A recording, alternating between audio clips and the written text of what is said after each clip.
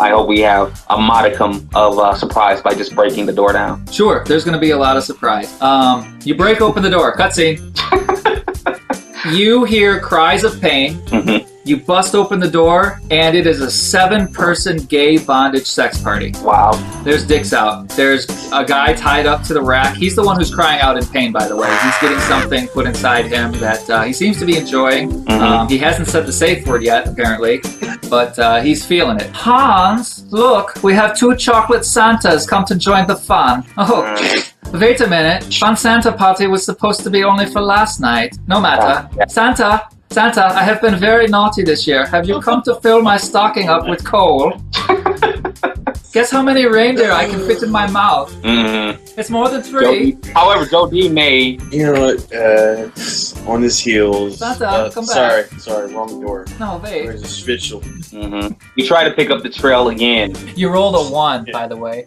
You are able to pick up the trail. You smell peppermint, but you smell peppermint twice. Whatever happened, it didn't happen far. And next door, one of the other buildings, which was also on the list of possible buildings for the location, is a large warehouse. All right, we head over there. We try to keep it as low-key as we can, but with as much haste as we can as well. You're able to make it inside. You see, inside there's a group of elves with white masks. 2 of them are surrounding a child who is hung upside down by his ankles on a chain over an empty black cauldron. Next to that scene are 2 other children who are tied up and unable to move, who are being restrained by those elves that are there. The other 6 of them turn and see you. You recognize the body language of one of them as one of the ones who was at the house, the one who was seeming to be some sort of leader who was directing the other ones. And you do notice minor signals that are being relayed to the others.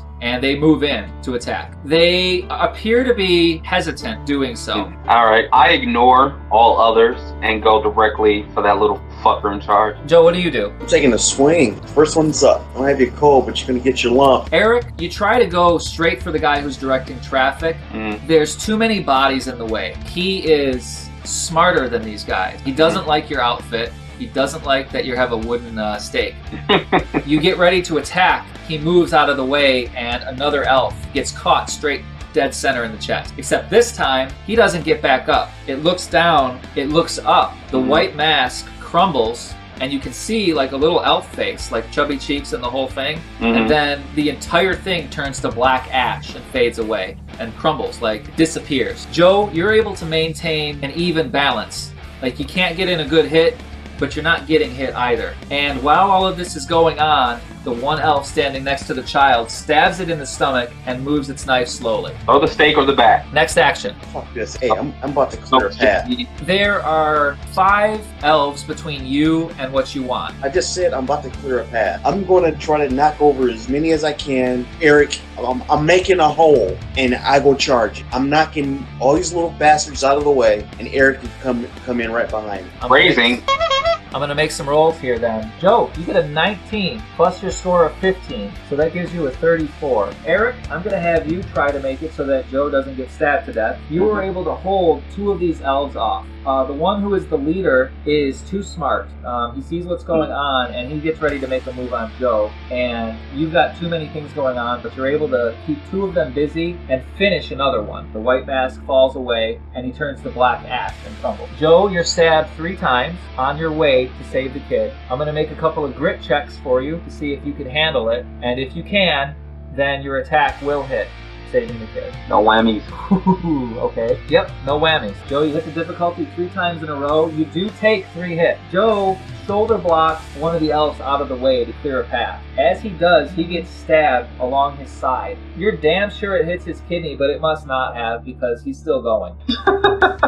He runs through. He dodges another one of the ones that you're trying to keep busy. I think he takes a wide slash at his neck. He gets stabbed in the shoulder as one of these things hops on his back and tries to stop him. He gets stabbed in the shoulder. He grabs it and flings it off of himself. A third one cuts him right here under his armpit. Maybe nicks his lung, maybe he doesn't. We won't know until he tries to breathe in a few minutes. But Joe clears the gauntlet, grabs the elf right by the scruff of his neck, pulling him away from the kid, and shoves the stake right up under its neck. The mask crumbles away, and its mouth and eyes are open in shock and surprise as it turns into black ash. The kid is still bleeding, but it hasn't been given what you think is a fatal cut. The kid is screaming. The other kids that are tied up nearby are also screaming. And there is one elf next to all of the children that still has not been dealt with, which begins to draw a knife. Alright, Joe put his all on the line. I respect that. So I'm going all out, whatever I have to do to get that little bastard that's, but the one that's directing traffic is off to the side somewhere. Like, I'll try to fling one of the little bastards that I got held back at him while I go take out the other one that's trying to scheme on Joe. And you want to pick up one of the elves and chuck it at the one that's on Joe? Yeah. Let me make some fighting rolls and see. Joe, what do you do? If an elf is making a move on the child, that's the next one I attack. Eric moves in to try and grab one of these little fuckers by the neck and whip him at the one that is getting ready to stab the kids. As this happens, Eric, you smell peppermint, and you're stabbed from behind. The one that Joe was trying to make a move for, Joey puts the slip on you and goes behind the kid and puts its peppermint knife right to its throat. Eric, you take one hit. Actions. Alright, I grab the hand of the one that stabbed me in the back. With the other hand, I use the stake to drive it hopefully into his face, if not anywhere else would do. Joe? I'm ready for anything. I'm in a defensive stand. Eric, it happens pretty much exactly as you want it to. You get stabbed from behind, but you know exactly where he is. You're faster, you're stronger, you reach around. The knife is still in your back, but who cares? You grab him right by the arm, pull him up, grab him by the throat with your other hand, let go of his arm, and stab him right through the face until he's powder. Powder. Great movie. A movie, certainly. And Joe, you are covered in children's blood as the elf growls in a language that doesn't make any sense, or you're not even sure it is a language, and it slashes the throat of the kid that it has and drops. Could you make a roll for me? Okay. D4. Okay, D4. We got a 2. Alright, Joe, he's gonna attack him with his bare hands in an attempt to fucking rip him apart. Okay, Eric? He loses it. There's 2 left by you. One of them is the one who directs traffic, one of them is a grunt, and then you see Joe over there gets sprayed with children's blood. He drops his baseball bat, and he just lunges at the guy with both hands. I mean, how deep did the other elf cut? A quick slice, and the kid is bleeding out? Oh, no. You're surprised the head is still attached. Okay. That kid was dead before he hit the floor. In that case, I want to make it seem like I'm walking towards the child. I pretty much want to no-look past my stake into the one directing traffic. Eric gets a natural 20. Eric, you are filled with what can only be described as righteous rage combined with every bad thing that you ever felt when your own kid was ripped open in front of you. This brings back all of those memories. It's almost exactly the same. You're covered in warm blood that belongs to a child that you didn't know for long enough.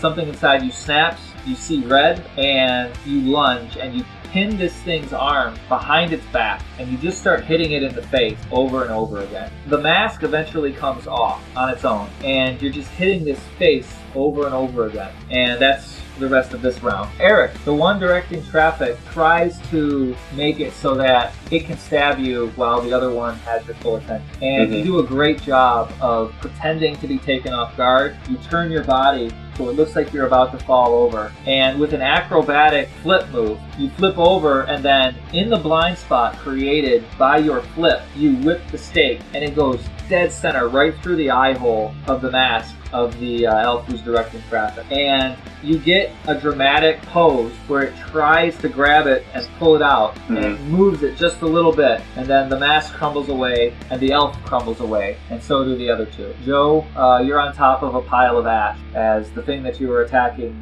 disintegrates, and everything is quiet except for the screams of the children. One of the kids standing behind the one who had its throat cut rushes over. It's still tied up, but is trying to get next to the one who's dead. It's my brother, wake up, wake up. And then you hear the screaming of the one who is chained upside down. You said there were a couple of other cages. There's a couple bodies in the cages. So the other children were already dead? Yeah, Brandy's kids, they're dead.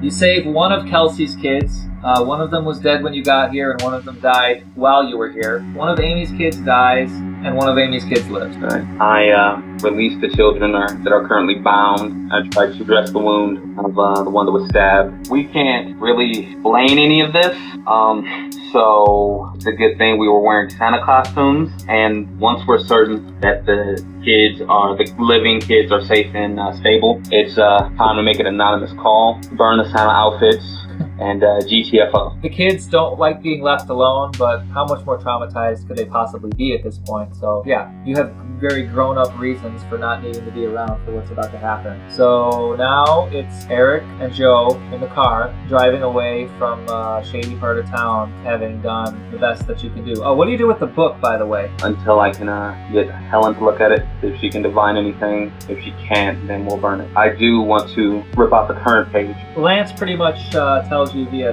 text message, because you shoot him a quick answer. If you burn the page, that should pretty much break the ritual.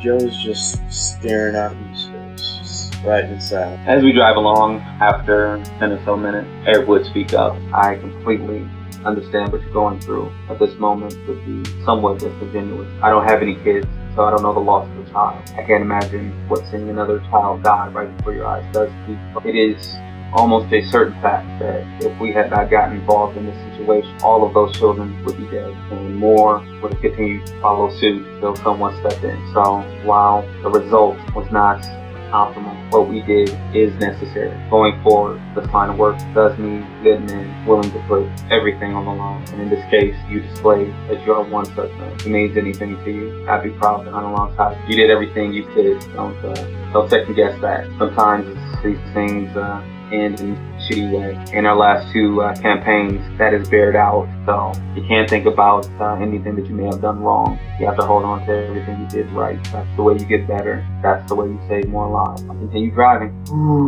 Joe needs some first aid, but he's kind of a badass, and he gets a lot of blood in the Lincoln Continent. Yeah, that's a problem for him and Conway. When we do get clear of the area, I would start patching him up. He got stabbed where a kidney should be. Right. I want to make sure. There's some whiskey involved. There's some patching going on. Yeah, you're not gonna get much more out of Joe and Eric after that. I talked a lot of shit this session. Where's Joe at now with the whole retiring early? Oh, you made him feel better, give him some confidence. You got it, kid. You can do this. Do it. Come on, kid. Do good for yourself. Welcome to the club. This is real shit. Gerald, you're waking up a little bit hungover. I'm really fortunate that I was sleeping on my side, or I would have drowned in my own vomit. You can thank Eric for that, yeah. That's my action. Joe, where are you at? Just got my ass kicked for another day in a row. It's in this room recuperating. Joe, you do get a phone call. It's Randall. Randall is one of your acquaintances. More of he's your ex's boss. Hey Joe, sorry to bother you. Portia's been no call, no show for a couple days. She on another one of her little vendors there? No, Randall there. Well, alright, the only person I could think to call. She's not answering her phone. Thanks, Joe. Appreciate it. Hang in there, buddy. Sorry about your kid, by the way. Good kid. So I'm going to jump into the opening cinematic. The opening cinematic is my favorite part of the session because I don't have to interact with my players. We'll see. Alright, here goes. The dining room table exploded into a shower of glass as Reggie landed hard directly on top of it. He had no idea how they had found him or how they made it past the devil's trap, but none of that mattered now with shards of glass sticking out all over his body. He didn't have long to think about it before the woman walked over, grabbed him by the collar, and lifted him clear off his feet with one hand. Reggie heard a woman's scream from across the room, along with more breaking glass, as the cabinet with all of his great-grandmother's fine antique china was thrown aside into the hallway. For as strong as the woman holding him was, he might as well have been a child. He thought he felt a few ribs crack as she tossed him a good dozen feet away, right through a big section of drywall in his living room. As much as Reggie knew he was about to die, he couldn't stop thinking about Tammy. It was his job to protect her, and now they were taking her. He needed to distract them long enough so they could at least try to warn Eric and Gerald. "Shut her up," she said, as the rest of the demons swarmed through his house. Tammy had told herself in 100 different ways how it would be different if she was ever in a similar situation again. She told herself how she would fight and how she would escape. But now that it was happening again, it was all she could think to do to keep from pissing herself. "Valak, get me that straitjacket." With a grunt of acknowledgement, one of the demons pulled a white straitjacket from inside a duffel bag. Tammy's eyes went wide with panic as the two demons pulled her arms wide apart. She struggled for all she was worth against them. Missing the fingers on her one hand made it hard to really get a good grip on her arm. The poor woman fought so hard that the demon woman in charge seemed to briefly lose interest in Reggie. She walked over and ripped open the front of Tammy's shirt, grabbed her by the torn clothes, and pulled her into a long, passionate, and entirely one-sided French kiss. Then she backed away just an inch and whispered directly into her ear, "I don't think you understand exactly what kind of situation you're in. You see, the demons that took your fingers, they didn't have anywhere near the imagination that I do. But you wouldn't know that yet, would you? So why don't I do you a favor and let you off with an example of just how things are going to be from now on. Ravan, Azuri, sweeties, would you please tie Reggie to the top of that desk for me?" The two demons made their way over to him right as the call to Gerald's phone went straight to voicemail. "Gerald, it's Megan. She's here." Ravan took the phone out of Reggie's hand and snapped it in half, and dragged him across the room towards the desk, grinding the jagged shards of glass deeper into his already open wound. As the demons finished tying Reggie's arms and legs wide open to the four corners of the desk, the woman pulled a short dagger from a sheath on her belt and pressed the point into Tammy's sternum, freezing her in place, afraid that she might move and cut herself. "Now, Tammy, I have a question for you," she said as she traced the knife point up and down her skin. "Just one simple question." She opened her duffel bag and pulled out a roll of thick duct tape. "And I can't have you jumping in," she said as she pulled off a long strip and placed it over Reggie's mouth. The demon woman, with her knife, leaned in close to Tammy again and pressed the tip of her blade into her skin just enough to make her flinch. "So tell me, Tammy, what's it going to be? You or him?" As he thrashed against the rope in panic, but with the rope and the other two demons holding his arms against the desk, futile. "You see, Tam, you don't mind if I call you Tam, right?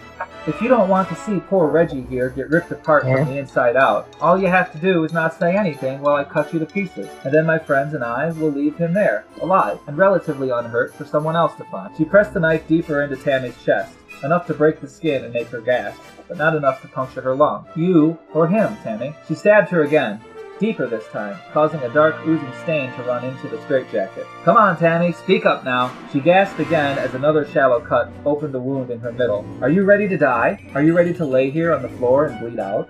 To never see your son again?" She stabbed her again, missing the arteries and vital organs on purpose. "Is that what you want? For me to call Eric and have him drive all the way out here, only to find you laying there on the floor, cold and in a puddle of your own filth? His last memory of you, with your glassy fish eyes and covered in your own shit? Huh, Tammy?" She paused for a second before tracing a long slice from the base of her neck down to the middle of her chest, leaving a shallow red river of blood slowly flowing out. "This is your last chance to speak up, Tammy.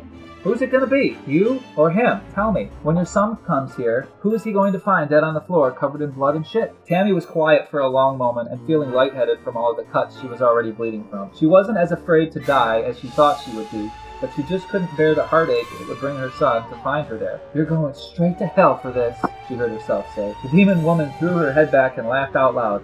"It's too late for that, sweetie. Now what's your answer?" Tammy looked into his panicked eyes. "Reggie, I'm sorry. I'm so sorry." Her voice trailed off. "I need you to say it, Tam. Say it now, or I'll make sure Eric will have nightmares about what I do to you for the rest of his life." "Him," Tammy whispered. "What's that? I couldn't quite hear you there." The demon woman pressed the blade into her flesh again. "Speak up, Tammy." "I said him, you evil bitch. I'll never forgive you for this." She laughed again. "Forgive me? I think you'll have a hard enough time forgiving yourself after you see what you just told me to do. You see, yours would have been relatively quick, but Reggie over here, he's a hunter, and spent his life hunting my kind down like animals. And I wasn't kidding when I said we would rip him apart from the inside out. Now I want you to watch this. If you close your eyes or try to look away, I will cut your eyelids off. Valak, get me that broom I saw in the other room." So Tammy sat there on her knees in a blood-soaked straitjacket, bleeding and unable to look away, as he watched the three demons cut away all of Reggie's clothing, leaving him naked and helpless as they spent the next 45 minutes sodomizing him to death in the room. "Look at what you made me do, Tammy." Jesus. To be fair, like, that's not anything the New York cops haven't done, so... No, That's true. You know, that's a fact. Pretty true to life. Like, demons need to step their game up. yeah. Gerald, you have a missed call and a voicemail. Gerald, it's Megan. She's here. Okay, I get up. I stumble, my vision darkens, but I make it out in probably my underwear. What kind of underwear? Boxers. Wait, old Okay. man, no, briefs. Wait. Tighty whities, and they're the cheap kind, so they're like super thin. Is there a hole in them? Oh yeah, hunters don't wait. I didn't need this imagery, but thank you. All right, well, I bang on somebody else's door for a while, and then go back to my room and go, oh, right. Am I back yet? Yeah, you have been spending the last day and a half consulting some of the books, or at least making some phone calls and trying to find a safe space away from Gerald, trying to drunkenly convince you to use him as a spell component. There are worse things Gerald could be drunkenly harassing you about. That's true. Helen, you make your way back to the hotel as well. Did I find anything? Did I find any leads? I'm going to put this in my pocket and use it as a plot device later. Okay, great. So, Joey, there's a knock at your door. I don't know how well you were able to sleep given the events of yesterday, but you had enough time to get a good night's sleep. He didn't sleep very well, but he goes to the door, peephole. It's a shirtless, underwear-clad Gerald. He wouldn't necessarily see the underwear through the pee hole. What is with you in that pee hole, man? Join the pee hole club. And so he sees it's Conway, opens the door. Whoa. Where's Eric? Really? Gerald? My shame is far deeper than this. Where's Eric? I mean, Gerald, that's a little tight. Where's Eric? I got a call. That's new meaning to tidy whities. I got a call. Okay, alright. Sorry, did you check your room? Did you do that? Last time I saw him. Damn, is that a yellow stain? Bro. I mean, really, we gotta hook you up. I mean, there's a Family Dollar or something down the street or something. Are you wearing my shirt? He is. Hey. Yeah, but we've been out for a while. We had to take care of some business. Got pretty bad. We'll talk about that later. Yeah, alright. Check your room. That's not where I parked the Continent last night. No, you didn't park it in... Alright, well, go check your room. I'm sure he's around. I'm going to go grab some coffee, hit the dollar store, and come on back and hook you up twice. Get coffee. Yeah, alright. Could have used you the other day. What? Whatever. I proceed to go get coffee and some new tidy whities for the old. Alright, Joe goes off on a milk run. I go back to the room. When you enter the room, you'll see Eric sitting in the chair next to the table on his laptop, just watching you. Wait, watching you on his laptop, or watching you with his laptop open? No, his laptop is open. He's sitting in the chair.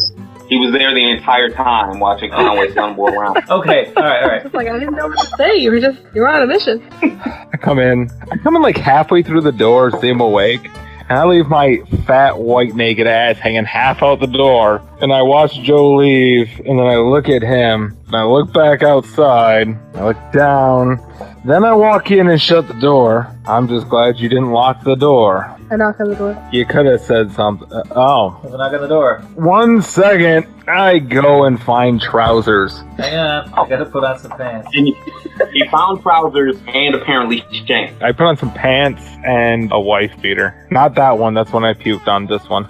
In fact, that one gets wadded up along with the bed sheets and thrown directly into the bathroom. And the door is shut. The bathroom is out of order. The room still smells bad. You open the door? Yeah. And after I let you in, I start putting on an actual button-up shirt out of my suitcase. I look at Gerald and I say, wow, you're alive. Welcome back. I hope you had a restful evening. Not so much. That's too bad. You should have a seat. I'm sorry, but hold on 1 second. Sure. Please make yourself comfortable. I throw my phone at Eric, and he probably doesn't catch it because he lacks depth perception now. I got a call from Reggie. Megan was there. You know what that means. The quicker you can trace that call, I know where Reggie was, but just make sure there was nothing else going on. We're leaving, and whenever he gets back with coffee. If the demons had gone to Reggie and possessed him, he could have called from anywhere, given us a false lead. I don't know. Assumed we'd go there, just cover all the bases. We're heading out to Reggie's place. Your mom might be in danger, or probably is in danger. And Megan was there. Where are my shoes? Here's one shoe. Where's my other shoe? I kicked his shoe towards him. Oh, alright. We'll leave when Joe gets back. Helen, right? Yeah, that's me. Sorry, you were gonna say. Oh, you just look terrible. You should, take a rest. Takes Joe a little bit longer to get back than you thought it would. He shows up with enough coffee for everybody and some packs of underwear for Joe. I take them. Ha ha. And then about 30 seconds later, takes one of them and goes in the bathroom. Yeah, who's driving that one? Joe. Hell looks at Helen. Do you have a driver's license? I have like 6. I don't want to drive. I got it. You don't have depth perception. Don't worry, I drove that bitch all over Vegas. Don't worry about your goddamn car. You're awfully chipper for someone who just lost an eye. Goodness. Is it just brooding silence in response to that? Because that was pretty good. Yeah, my mind's not on that. Okay. Great. Why is there so much blood? There's a lot of blood in the car. If we get pulled over, we are fucked. Who's sitting in the I'll be blood in in the the back? Mind you, it's bench seats all the way. If you 3 want to sit up front and we just throw a tarp over the blood, I'll continue to sleep it off.